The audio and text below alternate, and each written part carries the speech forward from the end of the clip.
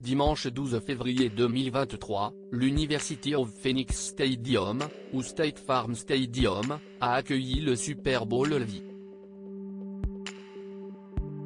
Les Kansas City Chiefs se sont opposés aux Philadelphia Eagles sur le terrain tandis que des stars internationales telles que Rihanna et DJ Snake ont fait danser les spectateurs. La soirée était pour le moins mouvementée.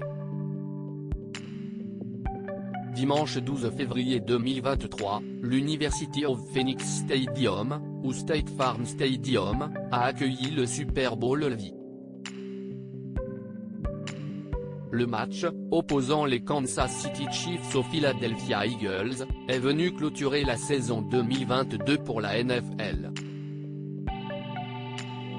Ce sont les premiers qui ont remporté la victoire pour la troisième fois de leur histoire, 38-35. Pourtant, ce n'est pas leur prestation sur le terrain, ni même la blessure de Patrick Mahomes qui a interpellé les spectateurs. Le show de Rihanna, programmé depuis le 25 septembre 2022 pour la mi-temps du match, a été au centre de toute l'attention. Et pour cause, la chanteuse de 34 ans a profité de ce moment pour annoncer qu'elle attend son second enfant, quelques mois seulement après la naissance de son premier. Rihanna de retour sur scène. Cela faisait 7 ans que Rihanna n'avait plus foulé une scène. Après une carrière de près de 2 décennies, la chanteuse a décidé de faire une pause pour se consacrer à d'autres centres d'intérêt. Plusieurs lancements de marques hautement rentables plus tard, elle a accepté de reprendre le chemin des studios pour enregistrer Lift Me Up. La chanson, qui rend hommage à l'acteur Chadwick Boseman, a été intégrée à la bande originale du film Black Panther, Wakanda Forever et nominée aux Oscars. Pour autant, la jeune femme, qui vient d'avoir un bébé avec le rappeur A$AP Rocky, ne semblait pas prête à remonter sur scène. Jusqu'à ce qu'on lui propose d'animer la mi-temps du Super Bowl 2023.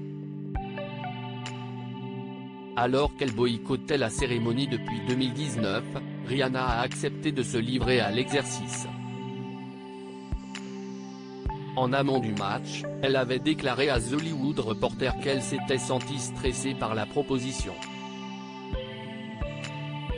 Je leur ai demandé s'il était sûr. Cela faisait 3 mois que j'avais accouché. Je me suis demandé si je pouvais prendre des décisions aussi importantes sur le moment. J'avais peur de regretter, a-t-elle avoué. Mais la volonté de rendre son fils fier l'a emporté sur le doute. Et si est tout de rouge vêtu que la chanteuse a enflammé la scène et dévoilé son ventre rond.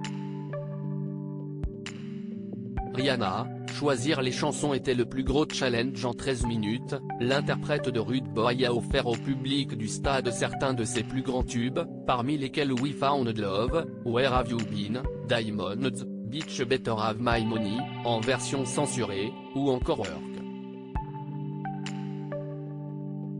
Choisir les chansons était le plus gros challenge, a-t-elle admis auprès de nos confrères. Une opportunité pour la star de mettre en avant 18 années de travail acharné et de catalogue musical.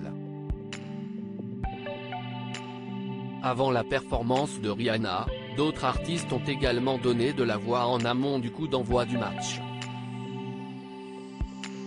Chris Stapleton a eu l'honneur de chanter The Star-Spangled Banner, l'hymne national américain, tandis que le chanteur Babyface a interprété America the Beautiful. Cheryl Lee Ralph a quant à elle chanté Lift Every Voice Sing. DJ Snake a également été aperçu derrière ses platines. L'essentiel de ses performances ont été retranscrites en langue des signes pour le public malentendant. Un superbe spectacle clôturé par la victoire en fanfare des Kansas City Chiefs.